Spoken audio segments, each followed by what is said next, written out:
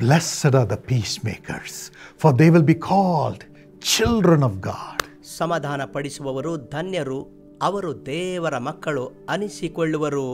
Matthew 5:9. ಮತ್ತಾಯ 5:9. This is the promise of God for you. ಇದು ನಿಮಗೋಸ್ಕರವಾಗಿರುವ ದೇವರ ವಾಗ್ದಾನ. The Bible says, ಸತ್ಯವೇದವು ಹೇಳುತ್ತದೆ, follow peace with all men. ಎಲ್ಲ ಜನರೊಂದಿಗೆ ಸಮಾಧಾನದಿಂದಿರಿ. Holiness without which no man shall see the Lord. ಪರಿಶುದ್ಧತೆ ಇಲ್ಲದೆ ಯಾವನು ಕರ್ತನನ್ನು ನೋಡಲಾರನು. Hebrews 12:14. ಇಬ್ರಿಯ 12:14. My friend, following peace with all men, I believe, is holiness.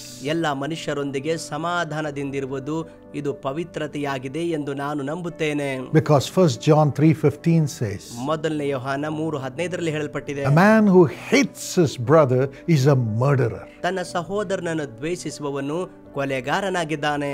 So on the rivers, a man who follows peace with all men, with all brothers and sisters, is a holy person. ಅದಕ್ಕೆ ತದ್ವಿರುದ್ಧವಾಗಿ ಒಬ್ಬ ವ್ಯಕ್ತಿ ಎಲ್ಲ ಮನುಷ್ಯರೊಂದಿಗೆ ಸಹೋದರರೊಂದಿಗೆ ಸಮಾಧಾನದಿಂದಿರುವಾಗ ಪವಿತ್ರನಾಗಿರುತ್ತಾನೆ. They shall see God. ಅವನು ದೇವರ ನೋಡುವನು. This is what Jesus says here. ಅದನ್ನೇ ಇಲ್ಲಿ ಯೇಸು ಹೇಳುತ್ತಾರೆ. Blessed are those who make peace. ಸಮಾಧಾನ ಪಡಿಸುವವರು ಧನ್ಯರಾಗಿದ್ದಾರೆ. First of all, you have to make peace in your heart with God. ಮೊದಲನೇದಾಗಿ ನೀವು ನಿಮ್ಮ ಹೃದಯದಲ್ಲಿ ದೇವರೊಂದಿಗೆ ಸಮಾಧಾನ ಹೊಂದಿಕೊಳ್ಳಬೇಕು. Then you will have the power to make peace with all men. ಆಗ ಎಲ್ಲ ಮನುಷ್ಯರೊಂದಿಗೆ ಸಮಾಧಾನ ಹೊಂದುವುದಕ್ಕೆ ನಿಮಗೆ ಶಕ್ತಿ ಇರುವುದು. And then you will bring peace between all men. ಆಗ ನೀವು ಎಲ್ಲ ಮನುಷ್ಯರ ಮಧ್ಯದಲ್ಲಿ ಸಮಾಧಾನ ತರುವಿರಿ. Such a person is called the child of God. ಅಂತ ವ್ಯಕ್ತಿ ದೇವರ ಮಗನೆನಿಸಿಕೊಳ್ಳುವನು. They are the children of God. ಅವರು ದೇವರ ಮಕ್ಕಳು. My dear friends, ನನ್ನ ಪ್ರಿಯ ಸ್ನೇಹಿತನೇ, God wants to make you such a person. ಅಂತ ವ್ಯಕ್ತಿಯಾಗಿ ದೇವರು ನಿಮ್ಮನ್ನು ಮಾಡಲು ಇಷ್ಟಪಡುತ್ತಾರೆ. A child of God, ದೇವರ ಮಗು, full of the holiness of God, ದೇವರ ಪೂರ್ಣ ಪರಿಶುದ್ಧತೆಯೊಂದಿಗೆ and having the grace to see God. ದೇವರನ್ನು ನೋಡುವ ಕೃಪೆ ಉಳ್ಳವರಾಗುತ್ತಾರೆ. When you have peace in your heart ನಿಮ್ಮ ಹೃದಯದಲ್ಲಿ ಸಮಾಧಾನ ಇರುವಾಗ with God, ದೇವರೊಂದಿಗೆ, when you have peace with all people, ಎಲ್ಲ ಮನುಷ್ಯರೊಂದಿಗೆ ಸಮಾಧಾನದಿಂದಿರುವಾಗ, when you make peace between people, ಜನರ ಮಧ್ಯದಲ್ಲಿ ಸಮಾಧಾನ ತರುತ್ತೀರಿ. this blessing God wants to give you. ಈ ಆಶೀರ್ವಾದ ದೇವರು ನಿಮಗೆ ಕೊಡಲು ಬಯಸುತ್ತಾರೆ. Sister Selvi from Ennur gave this testimony. ಸಹೋದರಿ ಸೆಲ್ವಿ ಎನ್ನೋರ್ದಿಂದ ಈ ಸಾಕ್ಷಿ ಕೊಟ್ಟರು. Somebody approached her with an investment opportunity. ಯಾರೋ ಒಬ್ಬರು ಹೂಡಿಕೆಯ ಅವಕಾಶ ಕೊಡುತ್ತೇನೆಂದು ಅಲ್ಲಿ ಬಂದರು. She trusted them and invested her money. ಅವರನ್ನು ನಂಬಿ ಆಕೆ ಹಣವನ್ನು ಹೂಡಿಕೆ ಮಾಡಿದಳು. They gave the returns on the first month, ಮೊದಲನೇ ತಿಂಗಳಿನ ಆದಾಯ ಕೊಟ್ಟರು. but from the second month they stopped giving. ಎರಡನೇ ತಿಂಗಳು ಅವರು ನಿಲ್ಲಿಸಿ ಬಿಟ್ಟರು. They delayed and made false promises. ಅವರು ತಡ ಮಾಡಿ ಸುಳ್ಳು ವಾಗ್ದಾನಗಳನ್ನು ಕೊಟ್ಟರು. This brought great pressure to the family. ಮತ್ತು ಇದು ಕುಟುಂಬಕ್ಕೆ ಬಹಳ ಒತ್ತಡವನ್ನು ತಂದಿತು.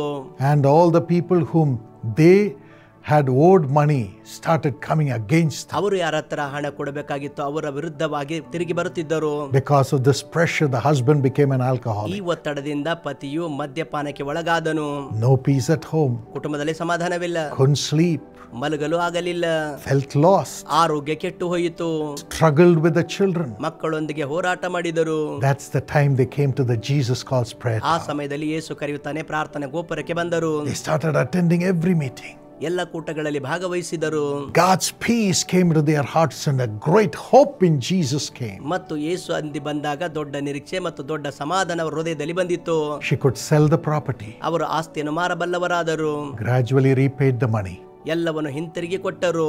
Today, into the husband has transformed and got out of alcohol. ಪತಿ ರೂಪಾಂತರ ಹೊಂದಿ ಆ ಮದ್ಯಪಾನದಿಂದ ಹೊರಗೆ ಬಂದರು. Children are blessed and happily married. ಮಕ್ಕಳು ಆಶೀರ್ವಾದ ಹೊಂದಿ ಸಂತೋಷವಾಗಿ ಮದುವೆಯಾಗಿದ್ದಾರೆ. They are part of the family blessing plan of Jesus Calls. ಅವರು ಯೇಸು ಕರೆಯುತ್ತಾನೆ ಕುಟುಂಬ ಆಶೀರ್ವಾದ ಯೋಜನೆಯ ಭಾಗವಾಗಿದ್ದಾರೆ. Peace with all people. ಎಲ್ಲ ಜನರೊಂದಿಗೆ ಸಮಾಧಾನ.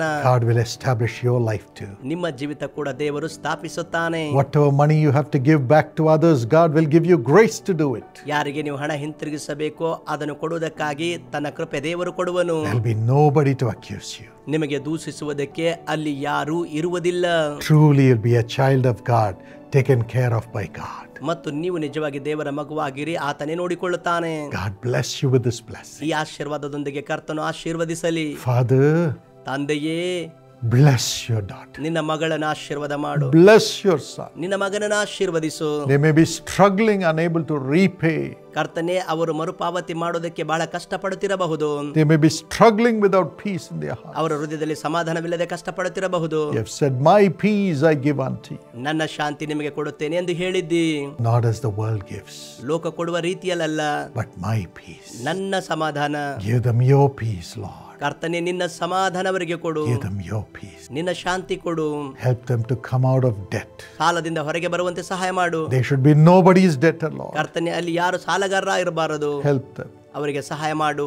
and give them peace with all people. ಎಲ್ಲ ಜನರೊಂದಿಗೆ ಸಮಾಧಾನ ಕೊಡು. And give them peace in their hearts, in their relationship with you. ಅವರ ಸಂಬಂಧಗಳಲ್ಲಿ ಮತ್ತು ಅವರ ಹೃದಯದಲ್ಲಿ ಸಮಾಧಾನ ಅನುಗ್ರಹ ಮಾಡು. And give them the power to bring peace between people.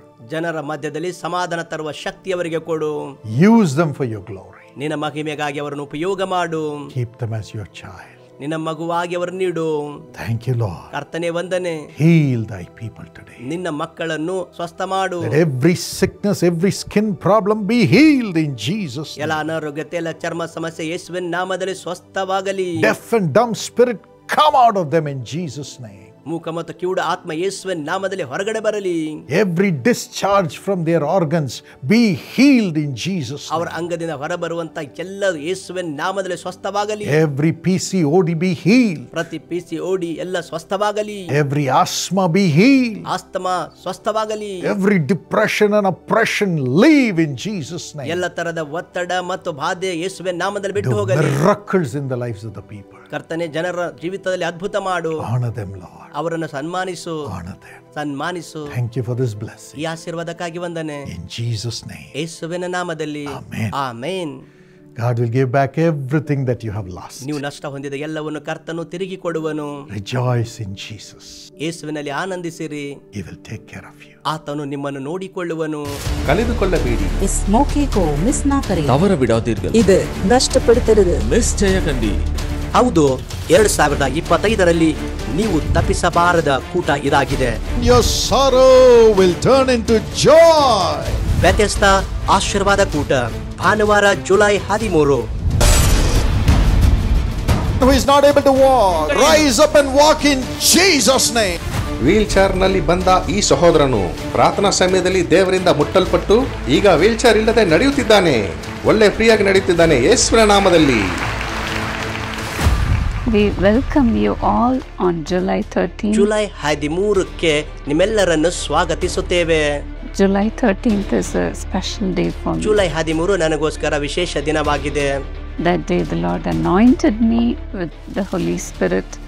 I know God is going to fill you too. ಆ ದಿನ ಪವಿತ್ರಾತ್ಮನಿಂದ ನನ್ನನ್ನು ಅಭಿಷೇಕಿಸಿದರು, ನಿಮಗೂ ಕೂಡ ಆತನ ಅಭಿಷೇಕಿಸುತ್ತಾನೆ. It is going to be a great day. ಅದು ಬಹಳ ದೊಡ್ಡ ದಿನವಾಗಲಿದೆ. There will be deliverance. ಅಲ್ಲಿ ಬಿಡುಗಡೆಗಳು ಉಂಟಾಗುವವು. Where the Spirit of the Lord there is deliverance. ಎಲ್ಲಿ ಕರ್ತನ ಆತ್ಮನಿದ್ದಾನೋ ಅಲ್ಲಿ ಬಿಡುಗಡೆ ಉಂಟು.